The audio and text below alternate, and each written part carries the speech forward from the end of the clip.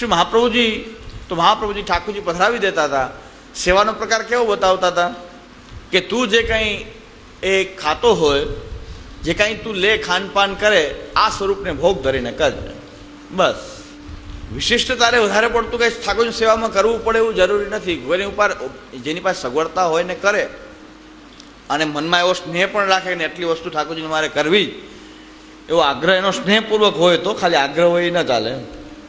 સ્નેહપૂર્વકનો હોય તો કે આટલો હું કરું, ઠાકોરજી નંદાલયમાં તો આટલા આ રીતે સામગ્રીઓ અરોગે છે, નિકુંજાદિકમાં પ્રભુને આ વસ્તુઓ ભોગ આવે છે, આવું કંઈ એને પ્રેમ હોય ને કાંઈક નેક બાંધી રાખવો હોય તો પ્રેમથી બાંધેલો નેક. ખાલી નેક રહી જાય ને પ્રેમ વયો જાય તો એને કામું છે. ઘણા અત્યારે નેક ભોગ રહી ગયા, પ્રેમ વયો ગયો કે આટલું કરવું જ, પણ એ ખાલી નેક છે. પણ નેક હોય, પણ એ નેક પ્રેમપૂર્વકનો હોય તો નેકમાંય વાંધો નથી. આટલું મારે મારા પ્રભુને અરોગાવવું જ છે એવી એની ભાવના, તો કોઈ પ્રશ્ન નથી. પણ મહાપ્રભુજી આજ્ઞા એમ કરતા હતા કે તમે જે કાંઈ ખાનપાન કરતા હો એ વસ્તુ આ ઠાકોરજીને ભોગ ધરીને કરવું.